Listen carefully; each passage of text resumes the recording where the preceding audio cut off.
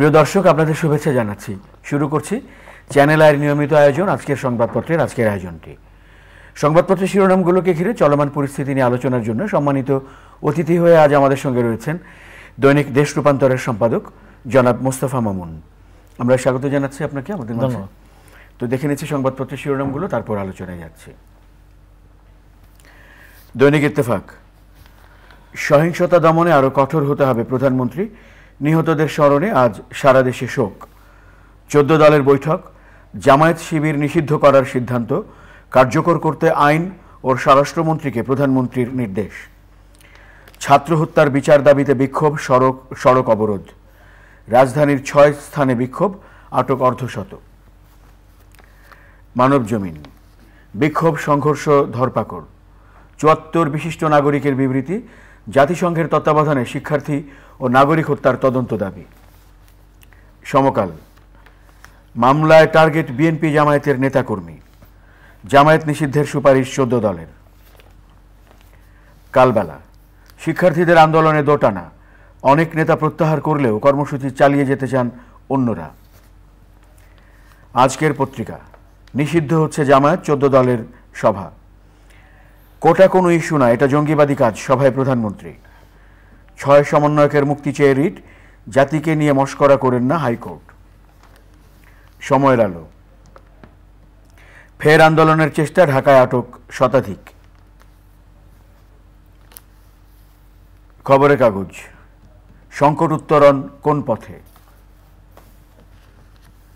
দৈনিক সংগ্রাম, রাষ্ট্রপক্ষকে high court, DB অফিসে ধরে নিয়ে খাবার টেবিলে বসে জাতিসংঘে মশকরা করবেন না। দৈনিক বাংলা, কোটা আন্দোলনকে ঘিরে সংঘর্ষে নিহতদের স্মরণে আজ সারা দেশে শোক। দৈনিক করতোয়া, আবারও বিক্ষোভে শিক্ষার্থীরা। শিরোনামগুলো দেখছিলাম দৈনিক সংবাদপত্রগুলোর। আজ প্রধান শিরোনাম রয়েছে একটি, সেটি হচ্ছে যে আজ সারা দেশে শোক, এই সম্প্রতি আন্দোলনে এবং সহিংসতায় যারা নিহত হয়েছেন তাদের স্মরণে। আমরা এই প্রসঙ্গটিকে ঘিরে আলোচনা শুরু করতে চাই। দেখেন, অবশ্যই এটা তো শোকের সময়, আসলে সরকারিভাবে শোক পালন করা হবে, পুরো দেশ শোক পালন করবে, সেই যে সিদ্ধান্ত, এই জন্য নিশ্চয়ই ধন্যবাদযোগ্য।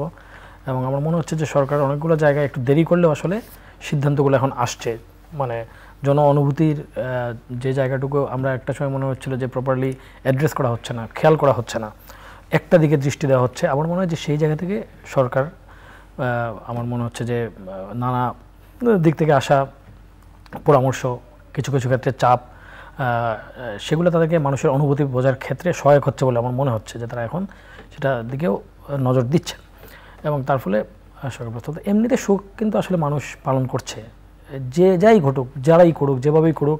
আপনার দেশের সরকারি হিসেবে তো 150 লোক মারা গেছে।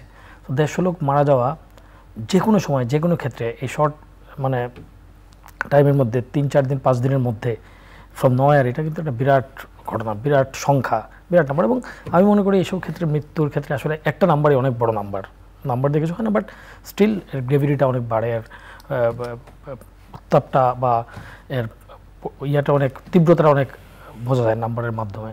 তো 150 জন, তার মধ্যে আপনি দেখবেন যে কারা মারা গেল, কারা যদি হতো একদমই রাজনৈতিক আন্দোলন, শুধুই রাজনৈতিক কর্মীরা মারা গেছে, সেটাও অবশ্যই শোকের, সেটাও নিন্দার, সেটাও কেউ চায় না। কিন্তু যখন এর মধ্যে মারা যায় শিশু, যখন এর মধ্যে থাকে শিক্ষার্থী, এবং যখন এর মধ্যে থাকে সাধারণ মানুষ, আপনি দেখেন, আমরা একটা স্টোরি করেছিলাম যে ঢাকা মেডিকেলে যে 74 জনের লিস্ট হয়েছে, তার মধ্যে দেখা যাচ্ছে 48 জন হচ্ছে পথচারী, মানে যারা নানানভাবে ঘটনার মধ্যে পড়ে ঘটনার শিকার হয়েছে। তারপর হচ্ছে শিশু, প্রায় হচ্ছে নানারকম মতামত আছে, কিন্তু শিশু মৃত্যুর সংখ্যা একদম কোলের শিশু থেকে শুরু করে সেই শিশু মৃত্যুর সংখ্যাও কিন্তু 15 থেকে 20, যে হিসাব আসছে, একদম কনজারভেটিভ হিসাবটা আমি বলছি। ছাত্র মারা গেছে অন্তত আমাদের পত্রিকায় যে হিসাব, তাতেই হচ্ছে 28 জন, সব মিলিয়ে হচ্ছে এই সংখ্যাটা 40-40 এরকম হতে পারে। সো এইরকম যখন হয়, এইরকম আপনার সমাজের ভবিষ্যৎ যারা, আপনার সমাজের সবচেয়ে নিষ্পাপ অংশ যারা, আপনার সমাজের শ্রমজীবী অংশ, যাদের সঙ্গে কোনো সম্পর্ক নাই, তারা যখন মারা যান এরকম একটা ঘটনায়, এরকম একটা দাবি পাল্টা দাবির ঘটনায়, তখন সেটা আসলে অটোমেটিক্যালি আসলে একটা শোকের পরিবেশ তৈরি করে, একটা শোক হয়। এবং মৃত্যুগুলো, কিছু কিছু মৃত্যু খুবই নির্মম, যে মেয়ে ছাদে গিয়েছে কি হচ্ছে দেখতে, তার গুলি আক্রান্ত হয়েছে, একটা বাচ্চা ঘরে ছিল সে গুলি খেয়ে মারা গেছে। এবং এইটা আবার একই সঙ্গে প্রমাণ করে গুলি করার ক্ষেত্রে, বল প্রয়োগের ক্ষেত্রে আসলে বিবেচনাবোধ কাজ করেনি। বল প্রয়োগের ক্ষেত্রে অনেক ক্ষেত্রে যে বিবেচনাবোধ কাজ করেনি এটা হচ্ছে তার প্রমাণ।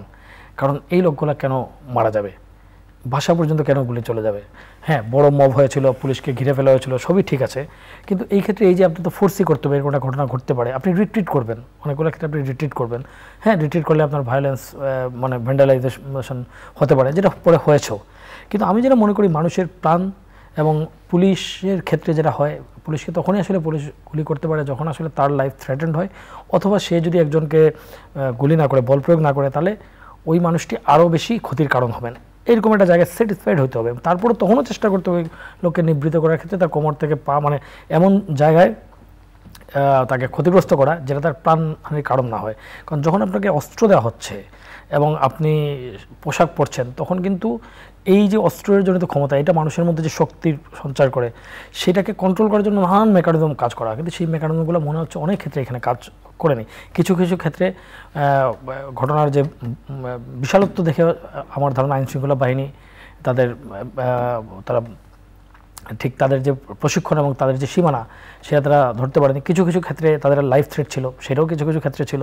কিন্তু আমরা কিছু কিছু জিনিস দেখছি যে এগুলো লাইফ থ্রেট নাই, সেগুলো এবং পুলিশের ক্ষেত্রে বা আইনশৃঙ্খলা বাহিনীর ক্ষেত্রে আরেকটা বিষয়, তারা অনুরাগ বিরাগ, যদিও তাদের শপথটা অন্য ক্ষেত্রে করা হয়, মানে তাদের শপথ বা তাদের জবও কিন্তু এরকম অনুরাগ বিরাগের ঊর্ধ্বে উঠতে হবে। যে কোনো সরকারি কর্মকর্তা, প্রজাতন্ত্রের অন্য মানুষদের সার্ভিস দেওয়ার ক্ষেত্রে তারা ইকুয়ালিটি এনশিওর করবেন। অন্যদের চেয়ে পুলিশেরটা আলাদা, কারণ পুলিশের হাতে যেহেতু তাৎক্ষণিকভাবে ব্যবস্থা নেওয়ার সুযোগ থাকে। একজন সরকারি কর্মকর্তা আপনার সঙ্গে অন্যায় করলেও কিন্তু সেই অন্যায় দ্বারা আপনি এমন কোনো ক্ষতির শিকার হবে না যেটা পরবর্তী প্রতিবেদন করা যাবে না। কিন্তু পুলিশের ক্ষেত্রে যেটা হবে, যদি আপনি গুলি করে মেরে ফেলে দেন, আপনার আর কোনো জায়গা নাই, বিচার টিচার পরে আগের প্রান্তরে ফিরে আসবে না। তো এই ক্ষেত্রে আরও সর্বোচ্চ সতর্কতা দরকার। কিন্তু এই ক্ষেত্রে যেটা হচ্ছে, আমার মনে হয় যে পুলিশ জিনিসটা বা আইনশৃঙ্খলা বাহিনী জিনিসটা প্রথমে বুঝতে পারেন এর বিশালত্ব, এবং তারা এত অভ্যস্তও না এরকম এত মাস এজিটেশন, এত মাস মুভমেন্ট, এবং হচ্ছে সেটার ক্ষেত্রে যেটা হচ্ছে এক ধরনের তাদের এক ধরনের প্রস্তুতি ছিল। তো সেটা বুঝতে না পেরে অনেক ক্ষেত্রে তারা এগিয়ে গেছে, গিয়ে তারা যখন তারা সুযোগ ছিল না পেছনে আসার, তখন তারা গুলি করেছে। এবং পরে আসলে তারা ওই ঘটনার যে পাল্টাপাল্টি হয়েছে, সেই পাল্টাপাল্টির ফলে আসলে তারা ওভার করেছে। তারা এমন সব নির্দোষ মানুষকে গুলির ছবি আমরা দেখছি যেটা কোনোভাবেই কোনো যুক্তিতেই সমর্থনযোগ্য না। দেয়ালে ঝুলে আছে, ওই মানুষটা তো ওই মুহূর্তে কিছু করতে পারছে না। বা মনে করেন যে আমি তো শিশুর বা ঘরে থাকা মানুষদের কথা বললাম, বা মনে করেন যে আমরা যদি সাইদের কথা বলি, সেখানে তার হাতে একটা ইয়ে ছিল, দাঁড়িয়েছিল, কিন্তু সেটাও কিন্তু কোনোভাবে ওই ভিডিও দেখে বা কোনোভাবে আপনি স্যাটিসফাই হবেন না, কোনোভাবে জাস্টিফাইড হবে না পুলিশ তাকে মানে প্রাণহানি করার মতো ঘটনা এখানে ছিল, প্রাণহানি করার মতো ওইরকম বল প্রয়োগ করার মতো উপাদান ছিল। ফলে এই সব কিছু মিলে যা হয়েছে, কে দোষী কে নির্দোষ সেটা তো হবেই, কিন্তু তৃতীয় পক্ষ নানা রকম বয়ান আসছে, ডিসকোর্স আসছে, হবে, কিন্তু তার কোনো কিছুতেই এটা মিথ্যা হয়ে যাবে না যে এখানে 150 বেশি বা 150-200 জন প্রাণ হারিয়েছে। কোনোভাবেই এটা মিথ্যা হবে না যে ওভার অ্যাক্ট হয়েছে, কোনোভাবেই এটা মিথ্যা হবে না যে শোকের একটা পরিবেশ তৈরি হয়েছে, কোনোভাবেই এইটা মিথ্যা হবে না যে আমরা আসলে খুবই একটা নিষ্ঠুর একটা জায়গা, খুবই একটা বেদনার একটা সময় আসলে আমরা পার করেছি বা করছি। শোকের পাশাপাশি সুষ্ঠু তদন্ত এবং প্রকৃত দোষীদের বিচারের দাবিটিও উঠে আসছে, আমরা যদি এই প্রসঙ্গেও কথা বলি। অবশ্যই ঘটনা যখন ঘটে যায়, প্রথম চেষ্টা করতে আসলে ঘটনা যেন না ঘটে, রাষ্ট্র বা সরকারের প্রথম উদ্যোগ থাকতে হয়। যত কিছু থাকুক, যত বিদ্রোহ বিক্ষোভ বিপ্লব থাকুক, তাকে আসলে সরকার যখন হয় তখন তাকে যখন ক্ষমতা আসে, ক্ষমতার সঙ্গে দায়িত্ব, যত বড় ক্ষমতা তত দায়িত্ব। তার বিরুদ্ধে অনেক কথা হবে, তার বিরুদ্ধে সমালোচনা হবে, কিন্তু তাকেও আসলে ওই ক্ষেত্রে নাগরিকদের প্রতি নাগরিক হিসেবে আচরণ করতে হবে, বিরোধী না। তার কাছে সবাই নাগরিক। তারপরে হচ্ছে বিচারে সে বিরোধী হলে, যদি বিরোধিতা সেটা শাস্তি যোগ্য হয়, শাস্তি হবে, সেই জন্য তো আদালত আছে। কিন্তু এই ক্ষেত্রে আমরা দেখতে পেয়েছি যে প্রথম ক্ষেত্রেই অনেক ক্ষেত্রেই বাড়াবাড়ি হয়েছে। সো বাড়াবাড়ির ফলে ক্ষয়ক্ষতি হয়েছে। আবার মনে করেন যে রাষ্ট্রের ক্ষয়ক্ষতি করার জন্য কিছু লোক, নির্দিষ্ট লোক মানে নেমেছিল, তাদের লক্ষ্য ছিল আসলে ক্ষতি করা, পরিস্থিতির সুযোগ নিয়ে ক্ষতি করা। তো ফলে এই প্রত্যেকটা জিনিসের কিন্তু আমরা দেখতে পাই, যদি আমরা দেখি যে ভিডিও ফুটেজ আছে মেট্রো রেলে, অনেকগুলো ক্ষেত্রে আছে, ঢাকা শহর অনেক বেশি সিসিটিভি ফুটেজ কভারেজ, বা ওই সময় আইনশৃঙ্খলা বাহিনী যারা ছিল, আমাদের গোয়েন্দার লোকজন ছিলেন, তাদের কাছে নিশ্চয়ই তথ্য প্রমাণ আছে। তো আমরা আশা করব যে তথ্য প্রমাণ ভিত্তিক বিচার হবে, এবং নিশ্চয়ই কোনোভাবেই রাষ্ট্রের সম্পদ যারা ক্ষতিগ্রস্ত করেছে, এমনকি এই আন্দোলনের তৃতীয় পক্ষ ঢুকে তাদের হাতে যে পুলিশ মারা গেছে, পুলিশকে যে নির্মমভাবে ঝুলে গেছে, এটাও কিন্তু আমরা অস্বীকার করতে পারবো না। এবং মনে রাখতে হবে যে অন্য কারো মৃত্যুর চেয়ে পুলিশের মৃত্যু আসলে কম বেদনার না। সেও এক শেষ পর্যন্ত একটা মানুষ, এবং সে দেখেন এই জায়গাটা আমাদের হয়তো মানে অ্যাড্রেস করতে হবে, যেন ভুলে না যায়। একটা আন্দোলন হয়েছে, আপনার ইচ্ছা হলে আপনি যেতে পারেন, না যেতে পারেন, পুলিশ যে তাকে কিন্তু যেতেই হবে। সে যে মত ধারণ করুক, যে বিশ্বাস ধারণ করুক, যতক্ষণ পর্যন্ত তার এই পোশাক আছে ততক্ষণ, এবং তার কাজ হচ্ছে দাবি যৌক্তিক অযৌক্তিক পরিস্থিতির নিয়ন্ত্রণে রাখার চেষ্টা করা। ওইখানে কিন্তু হয়তো তারা যৌক্তিক কথা বলছে, হয়তো আইনশৃঙ্খলা বাহিনী তাদেরই পক্ষে, কিন্তু সে কিন্তু সে কোনো অ্যাক্ট করতে পারবে না যতক্ষণ পর্যন্ত তার কাজ হচ্ছে এটাকে নিয়ন্ত্রণে রাখা। সেই দায়িত্ব সে পালন করেনি। কিন্তু এইটা আবার কোনোভাবে জাস্টিফাইড হয় না যে তাকে পিটিয়ে মেরে ফেলা, তাকে ঝুলিয়ে রাখা। তার আচরণে ক্ষুব্ধ হতে পারেন, কিন্তু কোনো ক্ষোভ দিয়ে এটা জাস্টিফাইড না। তো আমি বলছি যে লিগাল যে বাউন্ডারিগুলো আছে সেইটা আসলে অনেক ক্ষেত্রে ভায়োলেশন হয়েছে। অবশ্যই দায় আইনশৃঙ্খলা বাহিনী এবং যারা সরকারে আছেন তাদেরই বেশি, তাদের দিক থেকে, কিন্তু একই সঙ্গে তাদের প্রতি যে নিষ্ঠুরতা হয়েছে সেটারও বিচার আমরা চাই সেটারও শাস্তি হোক। কারণ যদি পুলিশ হয় কি, যদি পুলিশকে মারা বা পুলিশকে অ্যাসল্ট করা, ধরেন একটা পুলিশ বা একটা আইনশৃঙ্খলা বাহিনীর লোক, তাকে যদি আমরা অ্যাসল্ট করি এবং সে যদি ডিসকারেজ হয়ে যায়, তাহলে সে এরপর যে আরও 10টা কাজ করবে, 10টা জায়গায় সে অথরিটি দেখাবে, সেই অথরিটিটা নাই হয়ে যায়। সো এই জায়গাটুকুও বুঝতে হবে। আমরা যেহেতু পুলিশকে সবসময় আদার সাইডে দেখে অভ্যস্ত, হ্যাঁ, তাদের একটা সাইড দিয়ে আমরা আশা করি, কিন্তু দেখি, কিন্তু একই সঙ্গে তাদের দায় দায়িত্ব, এটাও একটা কঠিন কাজ, এবং তাদের নানান জনের নানান অনিয়ম, তাদের হয়রানি, হেনস্থা, এগুলো সবই আমরা জানি। কিন্তু জানতে গিয়ে মাঝে মধ্যে আমরা অনেক ক্ষেত্রে ভুলে যাই যে তাদেরও একটা হিউম্যান পার্ট আছে, এবং তাদের সঙ্গে আচরণ করার ক্ষেত্রে তারাও দায়িত্বপ্রাপ্ত, অনেক ক্ষেত্রে বাধ্য। কিন্তু যেটা হয়, যে বললাম যে তারা বাড়াবাড়ি করে এবং অনেক ক্ষেত্রে রাজনৈতিক মতাদর্শকে প্রতিষ্ঠার চেষ্টা করে, তাদের মধ্যে পেশাদার দবাব দেখা যায়। কিন্তু আমার কাছে মনে হয় মাঠের পুলিশের চেয়ে এটা অনেক বেশি নেতৃত্ব পর্যায়ে আমরা যে দেখতে পাই, তাদের কথাবার্তা, তাদের আচরণ অনেক ক্ষেত্রে তাদের প্রফেশনাল বাউন্ডারি পেরিয়ে যায়। এবং পেরিয়ে যাওয়ার ফলে কী হয়, তাদেরকে তাদের মানুষ পায় না, তাদেরকে সাধারণ মানুষ তাদের প্রতি ক্ষোভ দেখাতে পারে না, তাদের প্রতি 2টা ফেসবুকে লেখা যায়, ওই আচরণটুকু হয়। এবং এই ঘটনায় আমার মনে হয় যে সবার শিক্ষা নেওয়া উচিত। আমাদের অনেক প্রফেশনের আপনি যদি বলেন, তাহলে আমাদের আইনশৃঙ্খলা বাহিনী, আমাদের সরকার, অনেক ক্ষেত্রে কর্মীরা হেনস্থার শিকার হয়েছে। কেন? তার নেতা পর্যায়ে এমন সব ইরেসপন্সিবল কথা বলা হয়েছে। অনেক ক্ষেত্রে পুলিশ এরকম হয়েছে, তাদের নেতৃত্ব পর্যায়ে অপেশাদারিত্ব এবং সঠিকভাবে দায়িত্ব পালন না করা, উস্কানিমূলক আচরণ করা হয়েছে। ইভেন আমাদের সাংবাদিকদের ক্ষেত্রে আমরা দেখতে পাই, অনেক ক্ষেত্রে আমাদের সাংবাদিকরা মাঠে আক্রান্ত হয়েছেন। সেই ক্ষেত্রে আমাদের উপরের পর্যায়ের অনেকের আচরণ, অনেক কিছু জিনিস যথেষ্ট পেশাদার ছিল না। সো আমার মনে হয় যে পুরো ঘটনাটা একই সঙ্গে আমাদের বিচার হবে, তদন্ত হবে, এটা থেকে আমাদের বেরিয়ে আসতে হবে, একটা কনসেনসাস তৈরি করতে হবে। কারণ যে ধরনের গ্যাপ, যে ধরনের ডিভাইডেশন, একটা প্রজন্মের সঙ্গে আমাদের ব্যবধান তৈরি হয়ে গেল কিনা, আমরা রাষ্ট্র ব্যবস্থার সঙ্গে আমাদের একটা প্রজন্মের সঙ্গে চিন্তাগত যে পার্থক্য, সেই পার্থক্যটা এমনভাবে স্পষ্ট হলো এবং বিরোধটা যে তৈরি হলো, এটা কোনোভাবে স্থায়ী হওয়া যাবে না। এটা একটা রেমেডি লাগবেই, কোনো একটা পয়েন্টে আসতেই হবে। আপনাকে মানে তাদের কথা শুনতে হবে, এই জন্য যে আপনি এইভাবে একটা অসন্তুষ্ট তরুণ সমাজ নিয়ে তো আপনি দেশ এবং সরকার চালাতে পারবেন না। ফলে তাদের কথাগুলো শুনতে হবে, এবং যে ক্ষয়ক্ষতি হয়েছে সেই বিষয়ে তাদেরকে যথেষ্ট পরিমাণ বিশ্বাস দিতে হবে যে আমরা এটা সঠিক তদন্ত করব। কিন্তু সেই ক্ষেত্রে আমরা এখন পর্যন্ত যা দেখছি, কিছু ব্যবস্থা নেওয়া হচ্ছে, শোক তার একটা ব্যবস্থা। গতকাল প্রধানমন্ত্রী ফ্যামিলির সঙ্গে দেখা করেছেন, কথা বলেছেন, কিন্তু এখনও পর্যন্ত এই ঘটনার পরে সরকারের একটা পক্ষ হয়ে গেছে, নিশ্চয়ই নির্যাতন হয়েছে, এমনকি ছাত্রলীগের কর্মী তারাও মারা গেছেন অনেকে। ফলে এই ক্ষোভটুকু থাকবে, কিন্তু সরকারি দল সরকার যেহেতু, তাকে কিন্তু এইটা ব্রেকেটে রেখে এটাকে, এই সবগুলো জিনিসকে সমানভাবে দেখে বিবেচনা করতে হবে। এবং সেই বিবেচনার জায়গাটা কিন্তু পরিস্থিতিটা হওয়ার পরে 2-3 দিনের যে ঘটনা ঘটলো, এটা আউট অফ কন্ট্রোল হয়ে গিয়েছিল।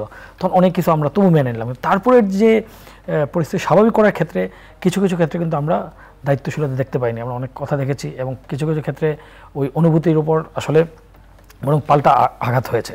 এখন যে কাজগুলো করা হচ্ছে, অনেকগুলো কাজ আমার মনে হয় যদি আগে হতো, অনেকগুলো কাজ কিন্তু আগে করা যেত। কিছু ক্ষেত্রে অর্ডার ঠিক হচ্ছে না, এই শখটা আমার মনে হচ্ছে এটা আরও আগে করা যেতে পারতো। হ্যাঁ, তো যাই হোক, বেটার লেট দেন নেভার, আমি এভাবে দেখি। অন্তত আমরা আশা করতে চাই, এবং আমরা চাই যে এই জিনিসগুলো করে শিক্ষার্থীদের আস্থা তৈরি করতে হবে। কারণ আপনি যদি আস্থা তৈরি করেন, আপনি বিশ্ববিদ্যালয় খুলতে পারবেন না, বা বিশ্ববিদ্যালয় খুলে যে কোনো তুচ্ছ ঘটনা হোক, বড় ঘটনা হবে, তো প্রতিদিন কিরকম সামাল দেবে, পুলিশ সামাল দেবে, স্টুডেন্টরা আক্রান্ত হবে, সাধারণ মানুষ শিকার হবে, ইভেন পুলিশরাও এরকম বারবার তারা এরকম বিপাকে পড়বে, বারবার তারা করবে। আপনি তো কোনো সেক্টরকে কিন্তু আপনি বিপন্ন অবস্থায় ফেলে কিন্তু স্বাভাবিক করতে পারবেন না। এখন এই বিপন্নতা দূর যে গ্যাপ তৈরি হচ্ছে, যে জায়গা তৈরি হচ্ছে, বিপন্নতার উপায় হচ্ছে আসলে সেগুলোকে মেরামতের চেষ্টা করা, এবং মেরামতের চেষ্টার জন্য আসলে দায়িত্বশীলতা বা সহানুভূতি ইত্যাদি প্রয়োগ করা, এবং সবচেয়ে বেশি দরকার হচ্ছে সুবিবেচনা প্রয়োগ করা। আরেকটি বড় শিরোনাম আমরা একাধিকবার উচ্চারণ করেছি, 14 দলের বৈঠক, জামাত শিবির নিষিদ্ধ করার সিদ্ধান্ত এবং এটি কার্যকর করার জন্য আইন এবং স্বরাষ্ট্র মন্ত্রীকে প্রধানমন্ত্রীও নির্দেশ দিয়েছেন।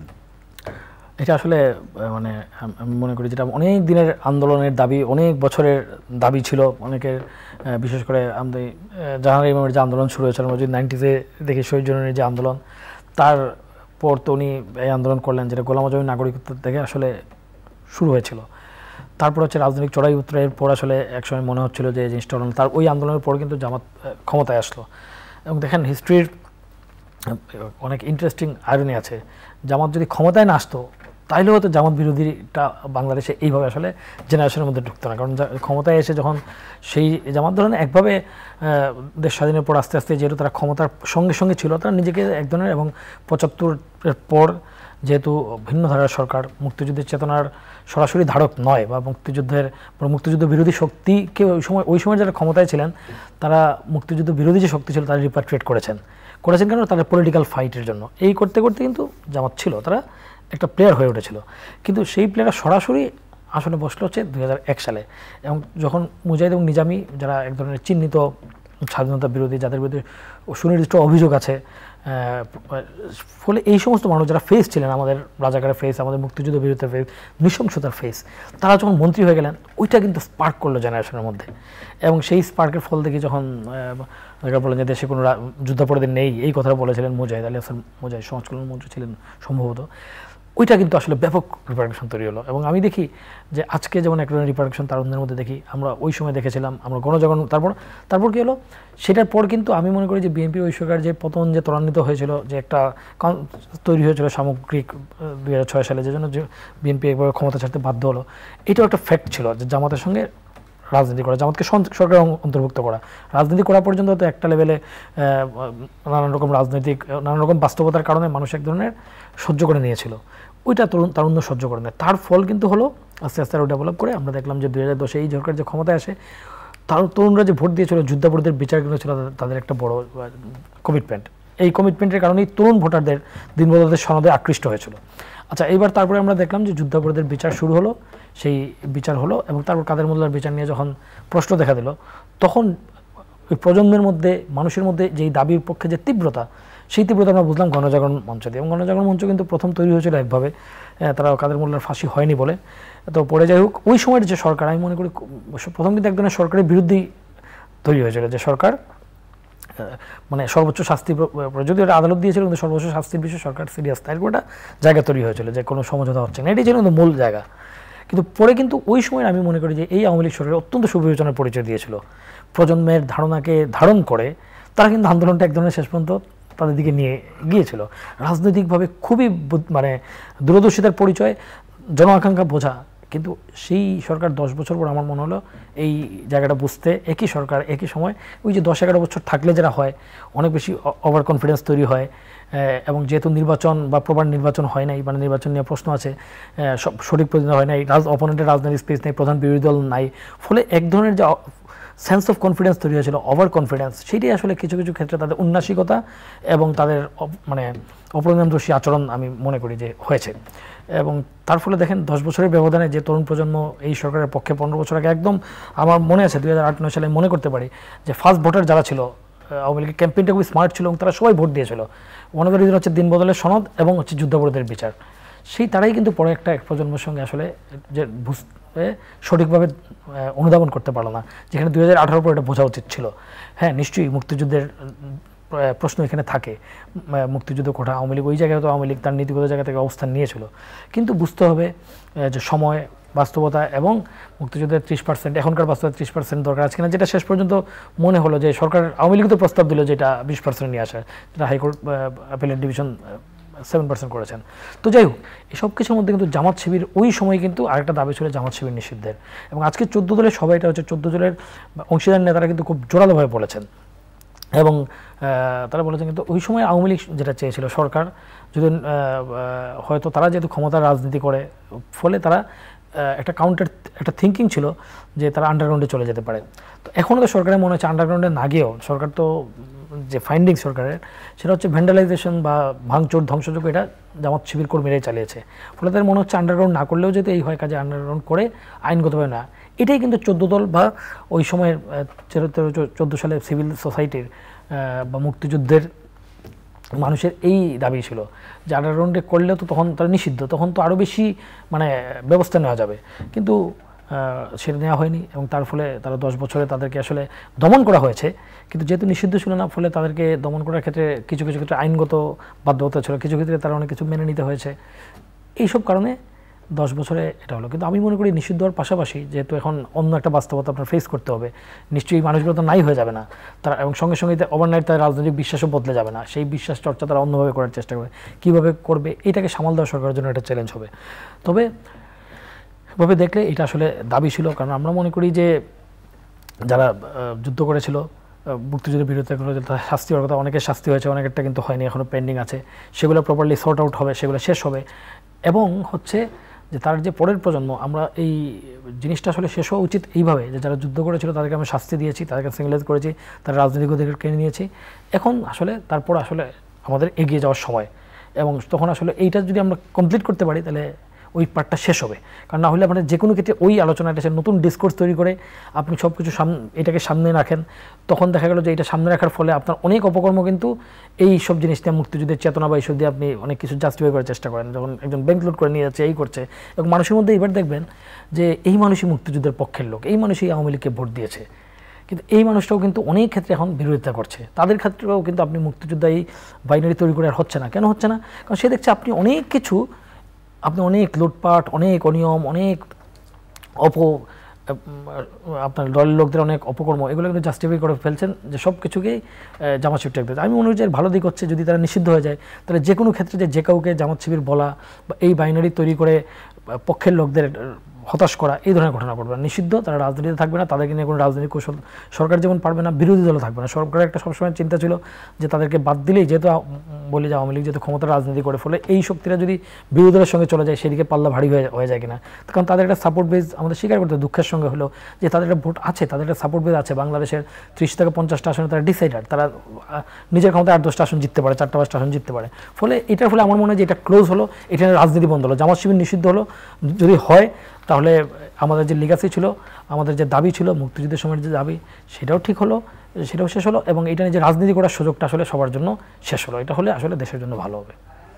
আমরা আরেকটি শিরোনাম দেখছিলাম যে জুলাইয়ে রেমিটেন্সে ধস। আমরা অর্থনীতির প্রতিনিয়ত কথা বলছি, এটা না, তার মধ্যে এটি আরেকটি সংযোগ। এটা বড় একটা সংকট, কারণ আমাদের রেমিটেন্স নিয়ে তো আমরা, রেমিটেন্স আমাদের বড় শক্তি, এবং কোভিডের সময় যে অবস্থা হয়েছিল, আমাদের রেমিটেন্সের একটা বড় অংশ কিন্তু আসলে অবৈধ উপায়ে আসে নানান কারণে। যে কারণ অবৈধ উপায়ে আসলে আমাদের যারা যান তারা অনেকেই আছেন, তারা মনে করেন যে এইভাবে পাঠালে সহজ হয়, প্রক্রিয়া যেতে চান না, কিছু ক্ষেত্রে আর্থিক কিছু বাড়তি সুবিধা পাওয়া যায়, এরকম একটা বিষয় আছে। ফলে সরকার সেই রেমিটেন্সটা পায় না, অর্থনীতির মূল প্রয়োজনের ক্ষেত্রে ঢুকতে পারে না, সরকার বঞ্চিত হয়। কোভিডের সময় যেটা হলো অন্য অপশনগুলো বন্ধ হয়ে যাওয়ায়, মানে মানে রিভার্স ওয়েতে এটা এফেক্টিভ হলো, তারা বৈধ পথে পাঠানোটা অনেক বেশি বাড়লো, এবং বাড়ার ফলে কিন্তু সেটা আমাদের অর্থনীতির নতুনভাবে গতি সঞ্চার করলো। এখন যেটা হচ্ছে যে আমাদের অর্থনীতির মন্দা, আমাদের বিদেশি ঋণ শোধ করতে হচ্ছে, ডলার সংকট, এইটা আরও বেশি ইম্পর্টেন্ট হয়ে উঠছে, এবং এটা কিন্তু গত মাসে সম্ভবত গত 3 বছরের মধ্যে সর্বোচ্চ ছিল। এই মাসে কম, একটা কারণ হচ্ছে ব্যাংকিং সেক্টর বন্ধ ছিল, ইন্টারনেট ছিল না, পাঠাতে পারেননি। কিন্তু একই সঙ্গে একটা ক্যাম্পেইনও আছে কিন্তু কোনো কোনো অংশে, যে রেমিটেন্স এই ঘটনার প্রতিবাদ হিসেবে। সো এটার সঙ্গে এটা এখন মিলানো যাবে না, কিন্তু আমার মনে হয় কয়েকদিনের মধ্যে পরিষ্কার হবে যে এইটা আসলে কাজ করছে কিনা। যদি কাজ করে থাকে, সরকারের চ্যালেঞ্জ এবং দায়িত্ব অনেক বাড়বে, তাদেরকে বোঝানো যে আমি যেটা মনে করি সব রকম প্রতিবাদ করবেন, কিন্তু কোনো প্রতিবাদই এই জায়গায় হবে না যেটা রাষ্ট্রকে ক্ষতি করে এবং দেশের মানুষকে ক্ষতিগ্রস্ত করে। অনেক অনেক ধন্যবাদ জনাব মোস্তফা মামুন আজকে আমাদেরকে সময় দেওয়ার জন্য। অনেক ধন্যবাদ। প্রিয় দর্শক, আপনাদেরও ধন্যবাদ সঙ্গে থাকার জন্য। চ্যানেল আয়ের নিয়মিত আয়োজন আজকের সংবাদপত্রের আজকের আয়োজনটি এই পর্যন্তই। ভালো থাকবেন সবাই, শুভরাত্রি।